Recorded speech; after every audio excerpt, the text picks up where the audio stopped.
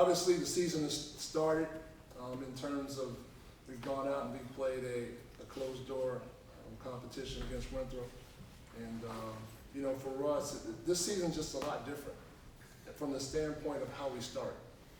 We start with ACC play, and that's going to be different. We feel like our league is the best college basketball league there is, and this sets us apart even more. But it makes it tougher, to be honest with you, because now going into your first game, you pretty much got to have your whole package in, so to speak. And so we're throwing a lot of different things at our guys, and they're handling it fairly well. The freshmen are freshmen. But thankfully for us, we're able to depend on a core group of veterans returning. And we're going to lean heavily on those guys, especially early on. Our freshmen will make contributions throughout the course of the season without question, but we've got to rely on our returning players. And those guys understand that. They've accepted that, and things are off to a really good start. Questions? Danny, what are some of the things that you saw on Sunday that you've been working on for the last few days? The things that we saw at the first closed door exhibition that we need to work on, just whether it's timing offensively, understanding momentum in situations with the younger guys. The upperclassmen did fairly well. Now, obviously, as a coach, you're always going to show film and find different things that you can get better at. But I think the biggest adjustment is the freshmen, understanding what it's like to play a college competition. And then also understanding that their role on this team is a lot different than what they had in high school. Because for all the freshmen, it's probably the fewest amount of minutes they've played in a basketball game in a long time. And so going through that adjustment for them is something that they'll continue to learn and adjust to. But for us, going back on it, I want to talk about the Winthrop because we got more out of the inter-squad scrimmage we had the other day with ACC officials. And so for us, it's, understanding that you have to play defense with your head and with your feet, and understanding that, there's a level of physicality to college basketball or basketball in general, but it's not so much, the hands part. Guarding the ball and a guy takes off and you do this and then you release, but you put two hands on, that's a foul. Or understanding that when you post up, you're not pushing off here, you've got to use your lower body. And so those are things that we have to get better at. But understanding that, we want our guys to have a level of physicality, but now you have to make adjustments on the fly throughout the course of the game, depending on how it's officiated. And the upperclassmen, pretty good feel.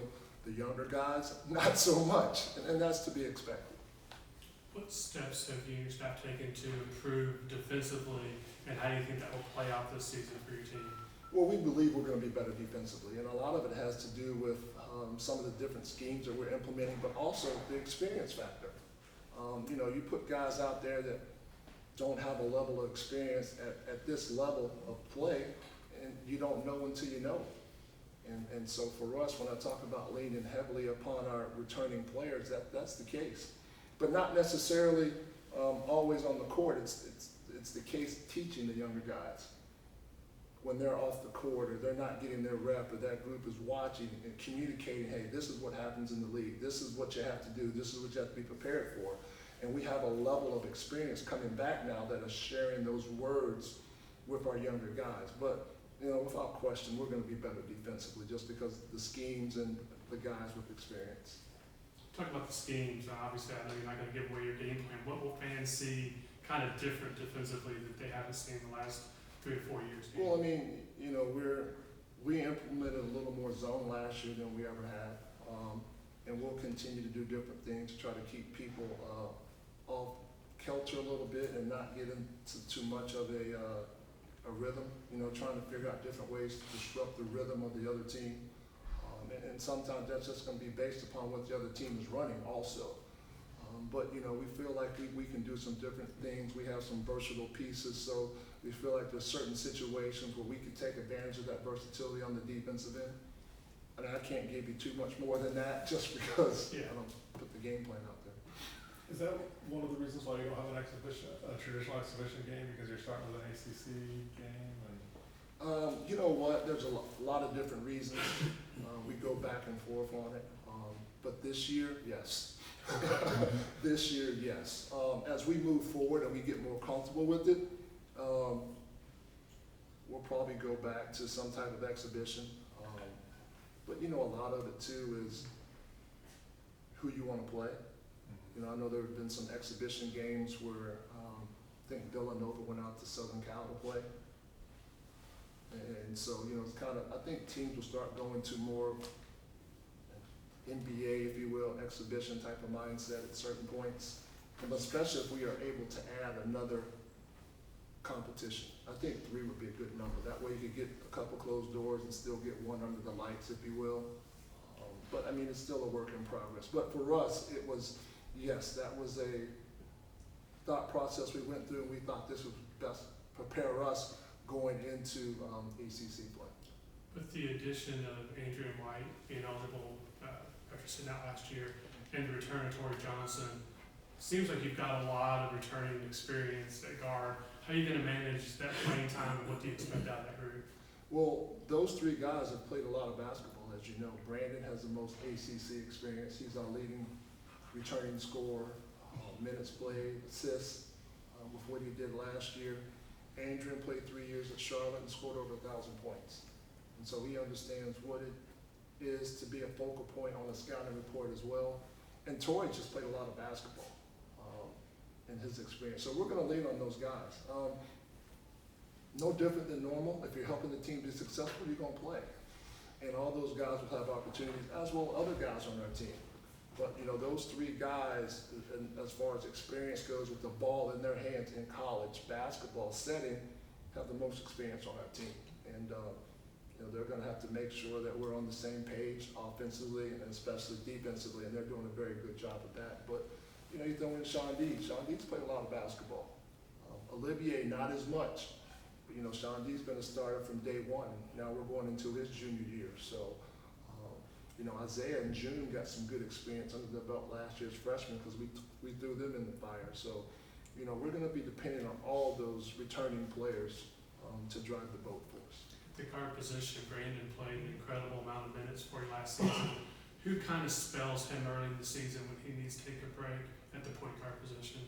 Well, we talked about Andrew, we talked about Torrey. Jacoby's going to have that opportunity as well, and June is going to have that opportunity as well. So, you know, we have more of a point guard by committee, if you will, situation where multiple guys are capable of handling the basketball and getting us into our offense. As a player or a coach in college, how often have you had morning practices? Like, is this the first time you've ever done it or experienced it? Or? This is the first time I've ever done it with normal practices, yes. Now, we've been a part of it with our boot camp where we would work out this early in the morning, but normal practices, no. And it's taken some getting used to from the standpoint of, you know, you're talking 6:45 in the gym. That's early for a college student. You know, but our guys understand what's at stake in terms of when they come in and they get into their routine and they get prepared for practice. And practices, to me, have been going pretty good. It's kind of interesting for us right now. The dynamic is we get them on the front end of the day. You know, and that's been, you know, a lot different. Because when you go through a full day of academics and tutoring, you know, sometimes they come in the gym a little bit dragging, and that's to be understood. So now we get them on the front end of the day. We get to wake them up before they go into class and tutoring. So it's been a good situation for us so far. Now, it'll be hard for us as we move through the season because you're talking about getting in the gym at 7, and if you play a 7 o'clock game or a 9 o'clock game, you know, that turnaround realistically is going to be tough. And so, you know, we're going to have to handle it with a level of maturity, but also I'm going to have to do a good job with our training staff and with our strength and conditioning staff on workload management and making sure that our guys are having a chance to recover also. It seems like when we were in there talking to the players, that the players had very glowing things to say about the freshmen And not that other players weren't so into freshmen before, but that was like, to me, the resounding theme to the guys that I spoke to. What have you seen from those freshmen, how they take to the mentorship of the older guys and how they're adjusting to everything and listening and doing things that you wanted to be done? Well, our freshman group, without question, they're going to contribute throughout the course of the year, but they're freshmen. And, most of the time, we were talking as a staff the other day, and the analogy that we gave is you have freshmen and their dips are like this, right? Then you have your upperclassmen and they're like this. And we're trying to get our freshmen to have these types of dips, but we understand the freshmen. And probably the best thing going for them right now was going to Winthrop. Because now they're just like, okay, I see it. I understand what you're talking about. Now, they really don't understand because it's just been one closed-door scrimmage, and we could blow the whistle as coaches and stop it and slow it down and teach and adjust, but we're not able to do that during the course of the ball game. And so, the biggest telling thing for them is they come in and they watch film. And now when they see themselves on film, like, wow, okay, I get what you guys are talking about. I understand a little bit better. Our freshman, Jacoby is very talented. He's got a great body on him. He's really athletic. But he kind of came in a tough situation. He got the wonderful opportunity of representing his country in an international competition, but he missed a good portion of the summer with us. And so he comes in playing a lot of basketball, but not really having a grasp on what we needed him to be able to do because he missed a month. So he was here for July, and he was playing catch up at that point. But he's someone who, he's going to be our future quarterback, if you will. He's got a great opportunity this year for an apprenticeship, if you will, under our senior guards. So he's going to get a chance to learn. Ishmael Massoud is a combination forward. Ish brings a tremendous skill set with the ability to knock down a shot. Got great length and great size. His adjustment's going to have to be the physicality of the game, because he's going to be asked to guard multiple players at different places. But his skill set and his willingness to do what he needs to do is exceptional. Odie and Tariq are two big guys that very happy to have. Odie's high energy. Odie's flying around out there at all times. Tariq he's skilled. He's got good feet. He's got good understanding. He sees passes that a lot of other guys can't see, especially as freshmen. And he's going to provide a lot for us as well. So we're excited about those guys, and they will have their moments where they contribute. And hopefully their dips their freshman year aren't too bad, but we understand that they're freshmen. Danny, when trying to get a big man up to speed on a college level, where do you rank footwork in terms of the importance of being a good big man? For me, footwork is number one, and whether it's a big man or a guard, your feet put you in a position to have success. The upper body gets credit because you see the follow through, you see the ball leave your hands, but your feet put you in a position. And so for us, we're really, we get technical, we get anal in terms of getting on those guys about the footwork. Because so many times a young kid comes in and he thinks the end of the action, which is making the shot. Well, if your footwork's not right, you don't even get the shot off. And so for us, the repetition of footwork and drills that we do, and stepping into your shot, square ups, pivots, squaring up, seeing the basket, seeing your teammates, all those things are really important. So we spend a lot of time on footwork. How have you seen Olivier's game kind of step up since he's 50 pounds heavier than what he came in as, and what kind of strides has he made this summer? Olivier's made huge strides. I mean, Olivier is someone that, when you stereotype basketball players, a lot of the players that come from overseas to the States, they're big guys, a little bit more skilled and face up, if you will. And we're asking Olivier to do something that he wasn't comfortable with when he first got here, to be honest with you. I think adding the weight, beneficial. Understanding the physicality. beneficial, but still knowing that you do what you do. You know, for me, when I hit college, I weighed 175 pounds, and I was playing inside. I was not going to win any wrestling contest, right? So I had to use my feet to get in position, and I think he has the luxury of both. I think he's strong enough now to move guys off with proper technique and form, but also quick enough to get into those defensive positions that he needs to be in to help our team. Kenny, you had a vast number of players join the program for the first time last year, and it seems like those 3 to 4 sophomores that are still at the program seem pretty close. What have you seen in terms of their closeness, and which one of those 3 do you expect to really make a jump this year? Well, they are close, but it's not just those 3, it's the whole team. You know, these guys, you know, we spend a lot of time together. They spend a lot of time together, and we as a staff, we actually spend more time with our players than our own families. And so this is a very close-knit group, and that's been very beneficial. The sophomore group, you know, those guys, they were thrown into the fire last year. They were thrown into it, and a lot of learning on the go, if you will. You know, June averaged about 7 points a game last year as a freshman, which is pretty good.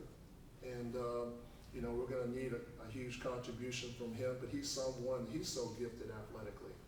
I mean, you know, his measurables, his size, his athleticism, the way he can stop, change directions, elevate.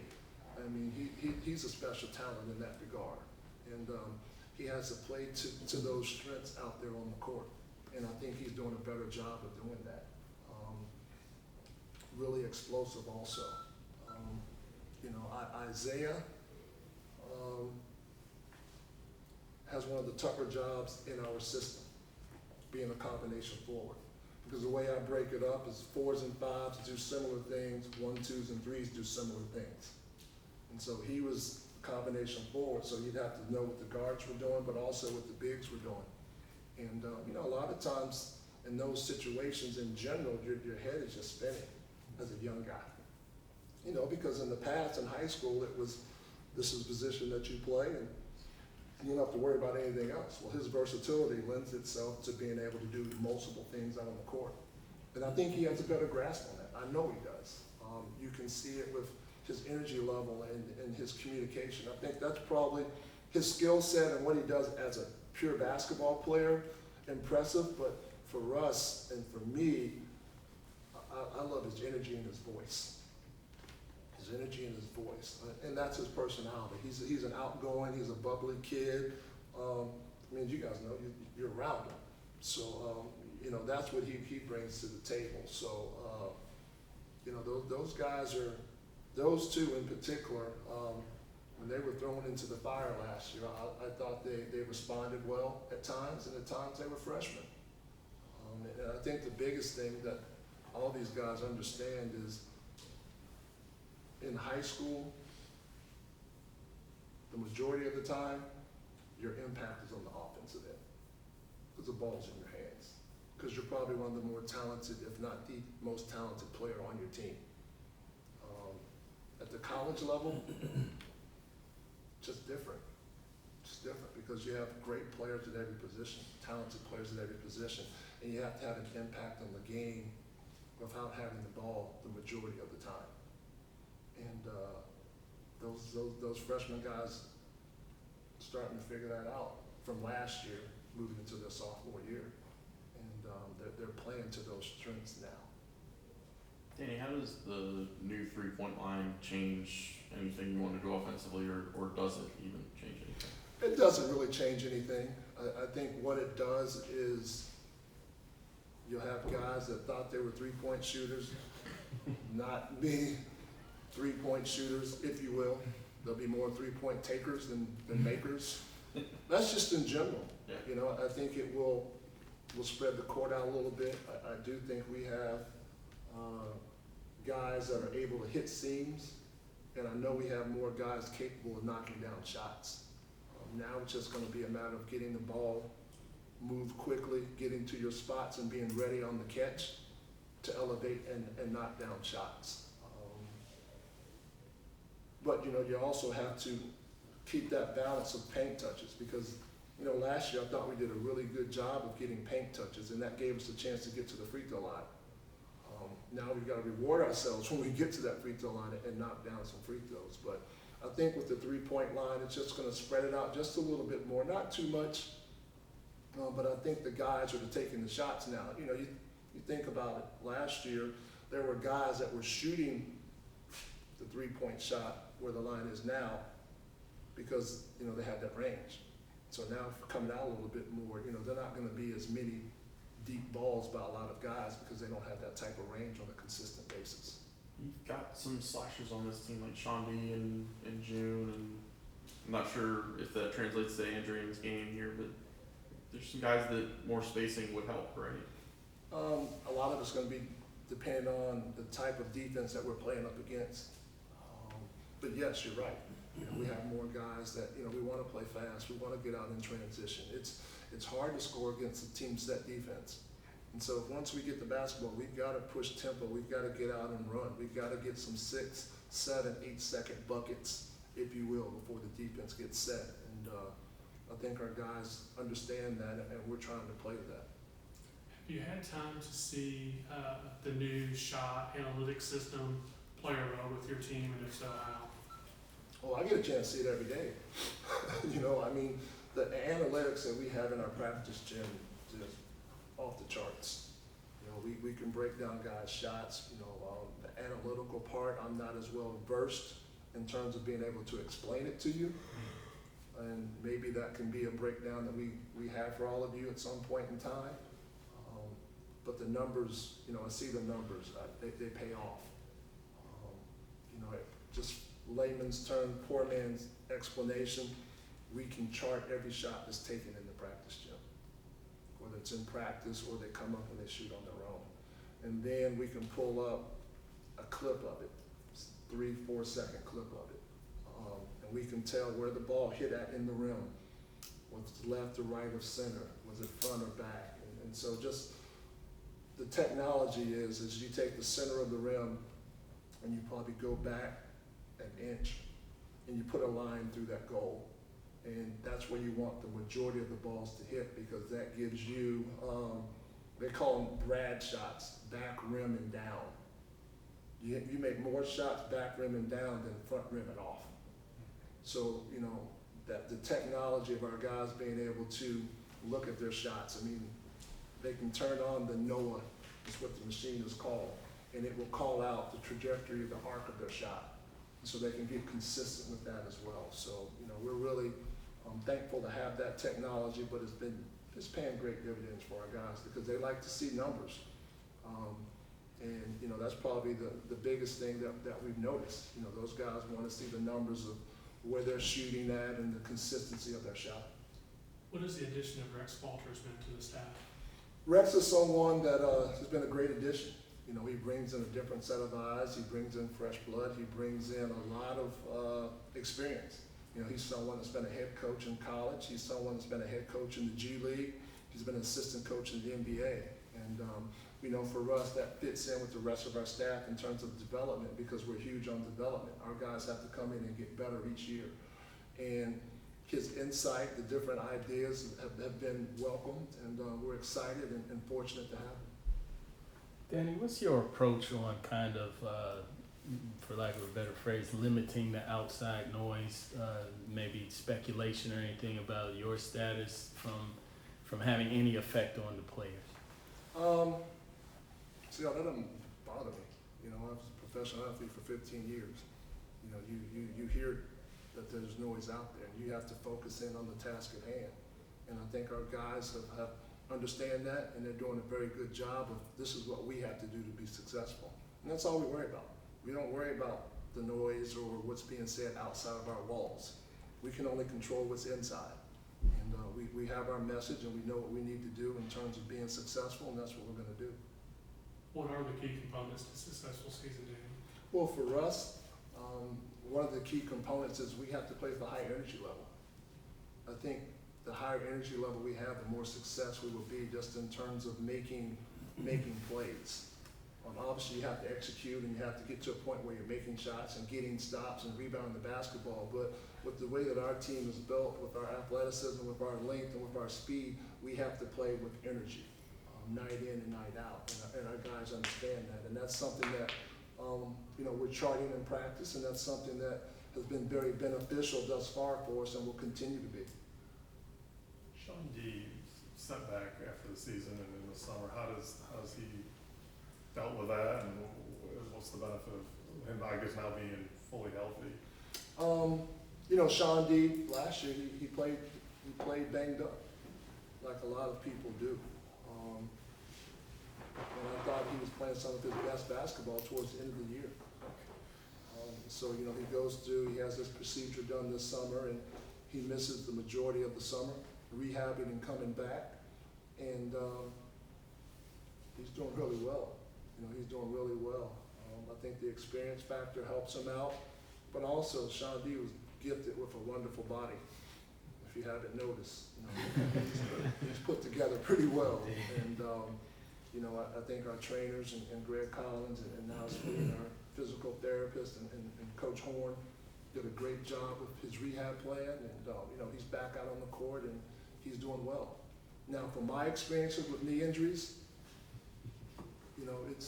I understand that, there are going to be days where he just going to be a little sore. There are going to be days where, that's just part of it. You're going to have those days when you're completely healthy. But once you start playing basketball on a regular basis, you're never completely healthy. The season's over and, guys need to shut it down for a little bit to let their bodies recuperate and heal. And so for us, we feel like, getting back to what you talked about, practice time, practicing in the morning, those guys have the majority of the day to recover and be refreshed coming into the next day, especially when they do the things that they need to do to help their bodies get there. Time for one more. Do we have anything else? All right. Thank you, Coach. All right, thank you. Thanks, Sam. Yep.